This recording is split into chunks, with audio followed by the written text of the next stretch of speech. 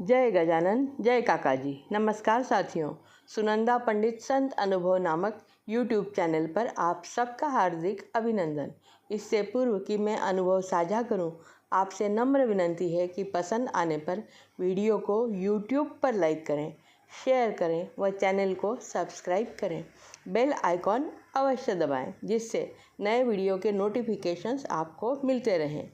आप भी कोई अनुभव हमें बताना चाहें तो मुझे व्हाट्सएप नंबर 7024604960 पर अवश्य लिख भेजें। आपका कोई अनुभव डिस्क्रिप्शन बॉक्स में दी गई मेल आईडी पर भी हिंदी, मराठी या अंग्रेजी में लिखकर भेज सकते हैं। आपका अनुभव शेयर करने में हमें खुशी होगी। तो चलिए आज के अनुभव की शुरुआत करते हैं। आज मैं आपको श्री गजानन महाराज संबंधित एक अनुभव सुनाने जा रही हूँ। यह श्री कृष्णकांत जी के जीवन में आया अनुभव है।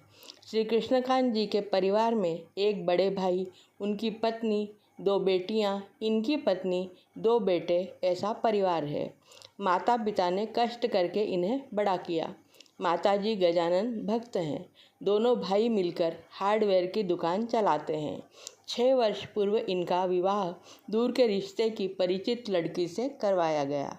6 माह तक पत्नी इस परिवार में बहुत अच्छे से रही।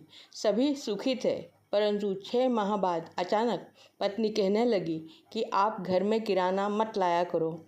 वह अलग गृहस्थी बसाने की जिद करने लगी। विवाह के तुरंत बाद माँ ने हमें पैसे देकर दोनों पति पत्नी को कुछ दिन बाहर घूमकर आने को कहा था। माता पिता का कहना था कि उनकी बहुएं ही उनकी बेटियां हैं। वे दोनों बेटों में और दोनों बहुओं में कोई फ़र्क नहीं करते थे। ऐसे में पत्नी के बदले हुए व्यवहार ने मुझे दुखी कर दिया था। घर में काम न करना, दिन भर अपने कमरे से बाहर ही नहीं निकलना जैसी हरकतें वह करने लगी। माँ ने कहा कि अभी छोटी है, धीरे धीरे समझ जाएगी, परंतु ऐसे ही चलता रहा। 2 वर्ष बाद वह डिलीवरी के लिए मायके गई। बेटा हुआ, हमने नाम रखा शिव। घर में छोटा बच्चा आने से सभी आनंदित थे, पर फिर वही अलग रहने की जिद। अब परिवारजनों ने कमाई के सारे पैसे उसके हाथों में देना प्रारंभ किया। 2 महीने उसने सारे पैसे से व्यवहार अच्छी प्रकार संभाले। सभी खुश थे कि बहू रानी ने सब संभाल लिया, पर अचानक उसने तीसरे महीने पैसे लेने से इनकार किया। सारे पैसे माँ के कमरे में रखकर आ गई और अलग रहने की फिर जिद करने लगी। हमने उसके माता पिता को बुलाया, उन्होंने भी समझाया। पत्नी को बहुत समझाने की उन्होंने कोशिश की, पर औंधे घड़े पर पानी। वह नहीं मानी। आखिर उसकी इच्छा अनुसार मैंने पत्नी व बेटे सहित ऊपर की मंजिल पर रहना शुरू किया। नीचे माँ पिता दोनों बच्चों के साथ रहते थे, बड़े भाई के साथ। मैं माता पिता मेरे बेटे को दिन भर मेरे माता पिता खिलाते रहते। 2 साल होने को आए, हमें दूसरा बेटा हुआ।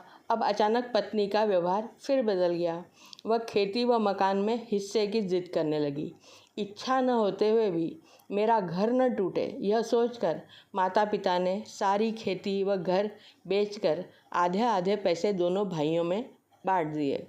अब मैं बेटों व पत्नी के साथ दूर अलग मकान लेकर रहने लगा। माँ पिता से मिलने में अवश्य जाता रहता था, पर अब पत्नी मुझसे यह कहकर लड़ने लगी कि मैं चुपके से उनसे मिलता हूँ, उन्हें पैसे भी देता हूँ।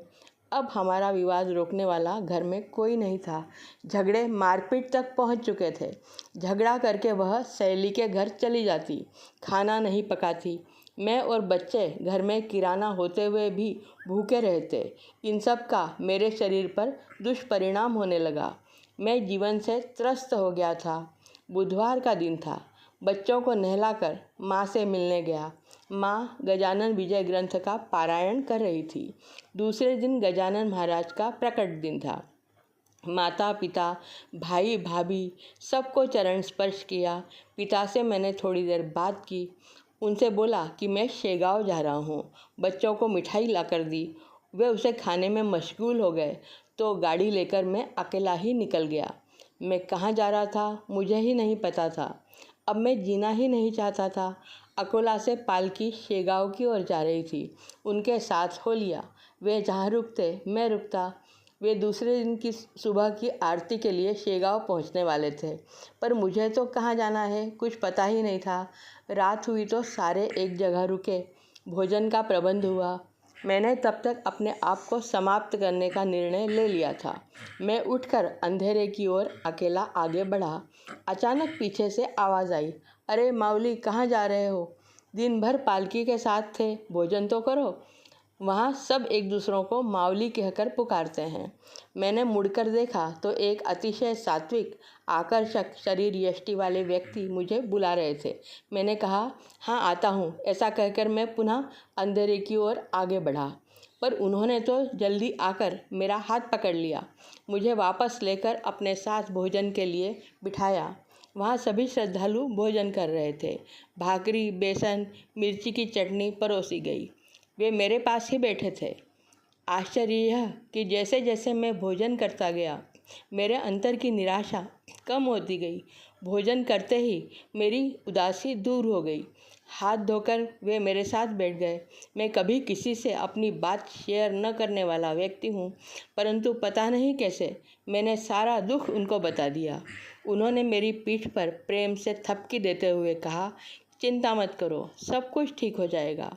मैं वहाँ सो गया। सुबह उठकर देखा तो सारे पालकी लेकर शेगांव पहुँचने को तैयार थे। मैंने भी आत्महत्या का निर्णय त्याग कर गजानन सेवा का निर्णय लिया था। मैं पालकी के साथ शेगांव पहुँचा। सारे लोग मेरे साथ वही थे, पर कल वाले वे बुजुर्ग व्यक्ति कहीं नज़र नहीं आए। ढूंढने पर भी नहीं दिखे। अब मैं समझ गया कि गजानन महाराज स्वयं प्रकट होकर मेरा हौसला बढ़ाने आगे आए थे।